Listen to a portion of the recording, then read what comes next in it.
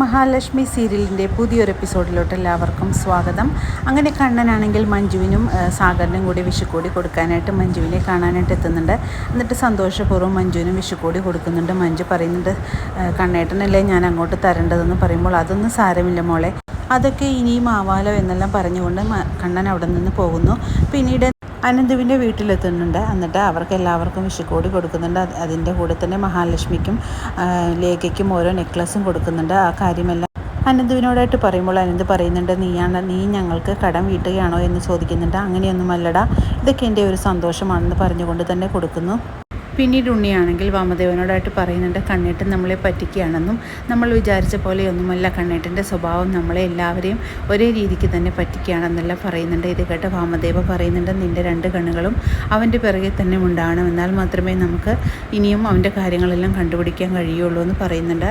പിന്നീട് കണ്ണനാണെങ്കിൽ വിഷുക്കോടിയുമായിട്ട് കമലേശ്വരത്ത് വരുന്നുണ്ട്.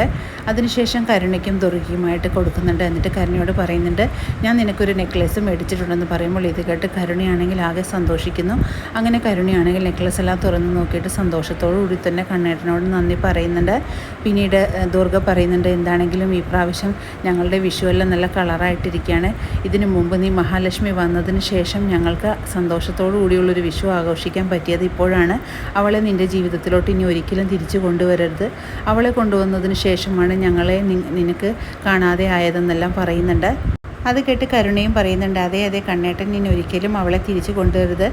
മറ്റൊരാളുടെ കുഞ്ഞിനെ വയറ്റിൽ ചുമന്നുകൊണ്ട് കിടക്കുന്ന അവളെ ഇനി കണ്ണേട്ടൻ ഒരിക്കലും ജീവിതത്തിലോട്ട് തിരിച്ചു കൊണ്ടുവരരുതെന്നെല്ലാം പറയുകയാണ്.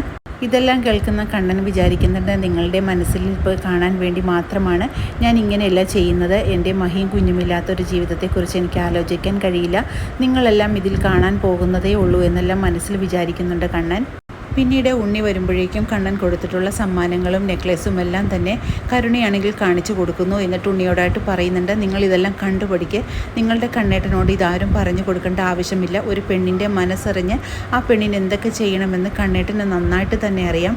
നിങ്ങൾ ഇതുവരെ എനിക്ക് എന്തെങ്കിലും സന്തോഷപൂർവ്വം തന്നിട്ടുണ്ടോ എന്നെല്ലാം ചോദിച്ചുകൊണ്ട് ഉണ്ണിയെ അപമാനിക്കുന്നുണ്ട് കരുണ. ഡ്രസ്സും സ്വർണവും എല്ലാമാണ് ഒരു പെണ്ണിൻ്റെ വീക്ക്നെസ്. അതറിഞ്ഞ് തരാൻ കഴിയുന്ന ഭർത്താക്കന്മാരോടാണ് പെണ്ണുങ്ങൾക്ക് കൂടുതൽ ഇഷ്ടമെന്നും നിങ്ങളെക്കൊണ്ട് അതൊന്നും ഒരിക്കലും കഴിയില്ല എന്നെല്ലാം കരുണ പറയുന്നുണ്ട്. ഇത് കേൾക്കുന്ന ഉണ്ണിക്കാണെങ്കിൽ ആകെ ദേഷ്യം വരുന്നുണ്ടെങ്കിൽ ഉണ്ണി പറയുന്നുണ്ട്, ഇത് നിനക്ക് തന്നതുപോലെ തന്നെ ഇതിൻ്റെ ഇരട്ടി നിൻ്റെ മഹാലക്ഷ്മിക്കും കൊടുത്തിട്ടുണ്ടാവും എന്നെല്ലാം പറയുന്നത് കേട്ട് നിങ്ങൾക്ക് നാണമില്ലേ ഇനിയും അത് പറഞ്ഞുകൊണ്ട് നടക്കാൻ? കണ്ണേട്ടൻ വെറുക്കപ്പെട്ട സ്ത്രീയാണ് അവരെ ഒരിക്കലും ഇനി കണ്ണേട്ടൻ്റെ ജീവിതത്തിലോട്ട് കൊണ്ടുവരില്ല എന്ന് പറയുമ്പോൾ ഇത് കുറച്ച് കഴിയുമ്പോഴും നീ ഇത് തന്നെയെല്ലാം പറയണം എന്നെല്ലാം പറഞ്ഞുകൊണ്ട് ഉണ്ണി അവിടെ നിന്ന് പോകുന്നു. പിന്നീട് ലേഖയും മഹാലക്ഷ്മിയും കണ്ണൻ കൊണ്ടുവന്നിട്ടുള്ള ആഭരണങ്ങളും ഡ്രസ്സുകളും എല്ലാം ധരിച്ച് നോക്കുന്നുണ്ട്. എന്നിട്ട് ലേഖ പറയുന്നുണ്ട്, എന്താണെങ്കിലും മഹിക്ക് നന്നായിട്ട് ചേരുന്നുണ്ട് ഈ നെക്ലസ് എന്ന് പറയുമ്പോൾ ലേഖയ്ക്കും നന്നായിട്ട് ചേരുന്നുണ്ടെന്നെല്ലാം പറയുകയാണ്. ഇതുപോലെ തന്നെ കരുണയ്ക്കും വാങ്ങിക്കൊടുത്തിട്ടുണ്ടെന്നാണ് കണ്ണേട്ടൻ പറഞ്ഞതെന്ന് പറയുമ്പോൾ ലേഖ പറയുന്നുണ്ട്, അവൾക്ക് എന്തിനാണ് ഡ്രസ്സും സ്വർണവുമെല്ലാം, അവളെല്ലാം നിൻ്റെ മുഖത്തോട്ട് വലിച്ചെറിഞ്ഞ ഒരു കാലം ഉണ്ടായിരുന്നില്ലേ, പിന്നെ എന്തിനാണ് വീണ്ടും അതെല്ലാം വാങ്ങിക്കൊടുക്കുന്നതെന്ന് ചോദിക്കുമ്പോൾ എനിക്ക് ഡ്രസ്സും സ്വർണവും എന്നും അവൾക്ക് കൊടുക്കുന്നതിൽ എനിക്ക് ഒരു കുഴപ്പവുമില്ല, പക്ഷേ എന്നോടുള്ള സമീപനം അവൾക്കൊന്ന് മാറിക്കിട്ടിയാൽ മാത്രം മതി എന്നാണ് എൻ്റെ പ്രാർത്ഥന എന്നെല്ലാം പറയുകയാണ്. നീയും കണ്ണേട്ടനും ഒന്നിച്ചാണെന്ന് അറിഞ്ഞു കഴിഞ്ഞാൽ പിന്നെ നിങ്ങൾ മരിച്ചാൽ മതി എന്നായിരിക്കും അവളുടെ പ്രാർത്ഥന എന്നെല്ലാം ലേഖ പറയുന്നത് കേൾക്കുമ്പോൾ മഹാലക്ഷ്മിക്ക് ദേഷ്യം വരുന്നുണ്ട്. അങ്ങനെയാണ് അവളുടെ മനസ്സിലിരിപ്പെന്ന് എനിക്കറിയാം ലേഖ എന്നെല്ലാം മഹാലക്ഷ്മി പറയുന്നുണ്ട്. പിന്നീട് മോഹിനിക്കുള്ള ഡ്രസ്സുമായിട്ട് കരുണാലയത്തിലോട്ട് പോകുന്നുണ്ട് മഹിയെ കണ്ടതും പ്രതാപനും മുത്തശ്ശിയുമെല്ലാം വളരെയേറെ ദേഷ്യപ്പെടുന്നുണ്ട്. നീ എന്തിനാണ് ഇങ്ങോട്ട് വന്നത്? നിന്നോട് ഇങ്ങോട്ട് വരരുതെന്നല്ലേ പറഞ്ഞതെന്ന് ചോദിക്കുമ്പോൾ അതൊന്നും പറയാനുള്ള അവകാശം നിങ്ങൾക്കില്ല. എൻ്റെ അമ്മയുള്ളിടത്തോളം കാലം ഇങ്ങോട്ട് വരിക തന്നെ ചെയ്യും. എൻ്റെ അമ്മയ്ക്കും കൂടെ അവകാശമുള്ളൊരു വീടാണെന്ന് പറഞ്ഞുകൊണ്ട് വളരെ ദേഷ്യത്തോടു കൂടി തന്നെ മഹി തിരിച്ചു പറയുന്നുണ്ട്. അതേസമയം കരുണയാണെങ്കിൽ അങ്ങോട്ട് വരുന്നുണ്ട്. നിനക്കെന്താടി ഇവിടെ കാര്യമെന്ന് ചോദിച്ചുകൊണ്ട് ചെല്ലുമ്പോൾ നിനക്ക് നാണമില്ലേ? നീ നിൻ്റെ ഭർത്താവിനെ വഞ്ചിച്ചുകൊണ്ട് മറ്റുള്ളവരുടെ കുഞ്ഞിനെയും വയറ്റിൽ ചുമന്നുകൊണ്ട് നടക്കുന്നവളല്ലേ, എന്നിട്ട് നീ എന്തിനാടി ഇവിടെ വന്നിരിക്കുന്നതെന്ന് ചോദിച്ചുകൊണ്ട് കരുണയും ദേഷ്യപ്പെട്ടുകൊണ്ട് തന്നെ മഹിയുടെ അടുത്തോട്ട് ചെല്ലുന്നുണ്ട്. എന്നിട്ട് പറയുന്നുണ്ട്, ഈ പ്രാവശ്യം കണ്ണേട്ടനാണ് എനിക്ക് മാലയും ഡ്രസ്സുമെല്ലാം എടുത്തു തന്നതെന്ന് പറയുമ്പോൾ നിനക്ക് നാണമില്ലല്ലോടി എൻ്റെ ഭർത്താവ് മേടിച്ച് തന്നിട്ടുള്ള നെക്ലസും അണിഞ്ഞുകൊണ്ട് നടക്കാനെന്ന് ചോദിച്ചുകൊണ്ട് വളരെ ദേഷ്യപ്പെട്ടുകൊണ്ട് തന്നെ മഹാലക്ഷ്മി ആണെങ്കിൽ കരുണയുടെ അടുത്ത് ചെല്ലുന്നു.